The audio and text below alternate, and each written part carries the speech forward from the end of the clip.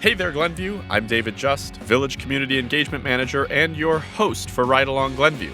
On this show, we introduce you to the people behind the scenes making life better in the Village of Glenview. On this two-part episode, we're talking to Mike Rutkowski, Deputy Fire Chief of the Glenview Fire Department. Mike is going to see if I have what it takes to be a firefighter, and you'll get to see that I clearly do not. But hey, it'll be fun. Let's go for a ride.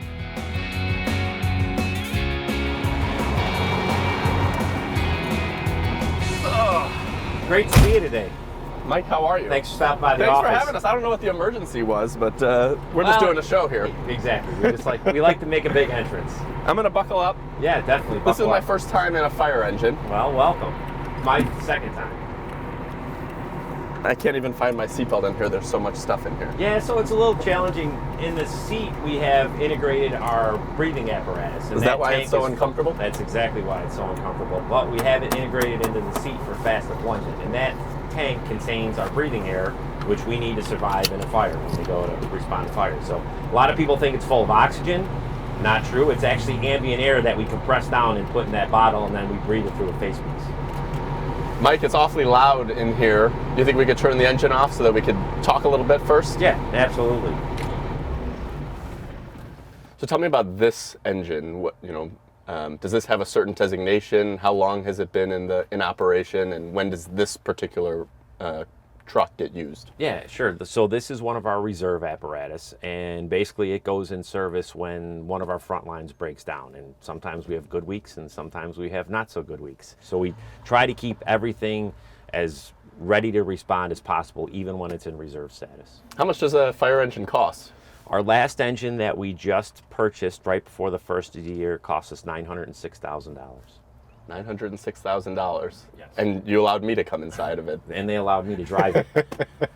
So I feel like I'm going to ask you a lot of the same questions that a 6-year-old would ask. And I'm curious how you get the lights on, how you make this thing make noise and turn the siren on, all that. Sure. So you have the ability to make noise actually on the foot pedal. You'll notice down by your left foot. When you push down on that and hold it, it starts up the siren that's out on the front bumper. Can I push it? Well, we got to turn the ignition on first. All right, let's do that. Did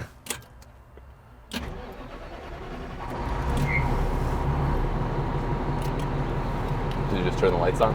Lights are on, you're live. That is one of the coolest things I've ever done in my life, so thank you for that. So I would love to learn more about the rest of the engine and what's in the back. So why don't we head back to the firehouse and we can check it out. Sounds great.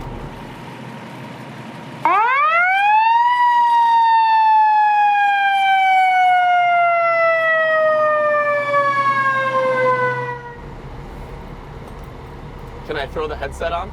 Yeah, absolutely. What will I hear in here? Is this actually connected to anyone or anything? Or? We're connected to each other. Oh, so I could just hear you. Now you can hear me. Oh, my and goodness. it cancels out the noise. So when you were talking about how loud it is in the cab, this gives us the ability to communicate not only to me and you, but we always have at least 3 people in the fire engine, and sometimes in the back it's really hard to hear. So we put the headset on, and it gives us the ability to communicate a lot more effectively and easier.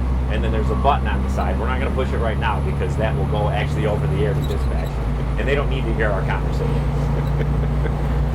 Should I hit the pedal and clear the road ahead of us? I don't know if we want to do it right now. It gets kind of chaotic with the traffic in front of us when people see lights. I don't think that'd be very behind. nice.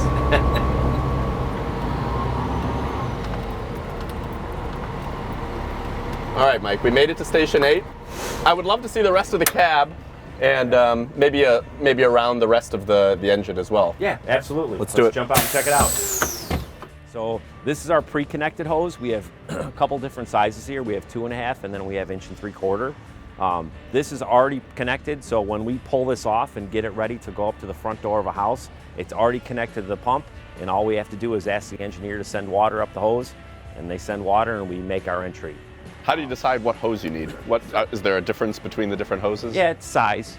Based on the size of the fire, sometimes the type of occupancy. If it's a commercial building, we might use a bigger hose because typically the fire's a little bit bigger. There's bigger spaces in there, which requires more gallons per minute to fight the amount of BTUs that fire is putting off.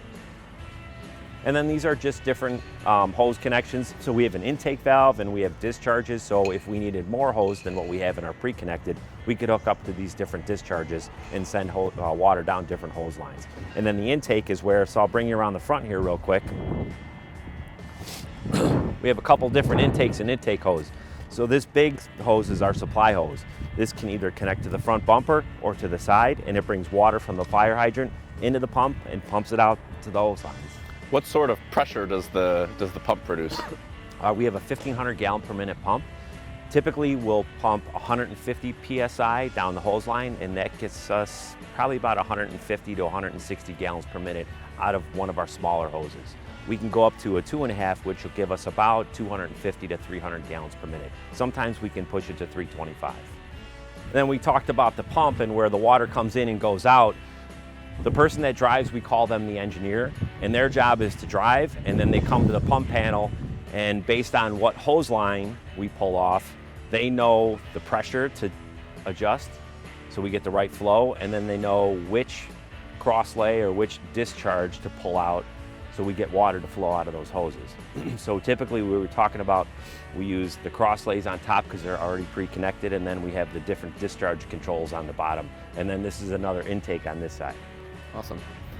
Well, I would love to see some of the gear as well that you guys wear, okay, if that's possible. Absolutely. Let's get you inside and fit it for some gear. Let's do it. Stay tuned for part 2 of my conversation with Deputy Chief Rutkowski, where he'll show us some of the gear firefighters use to do their job.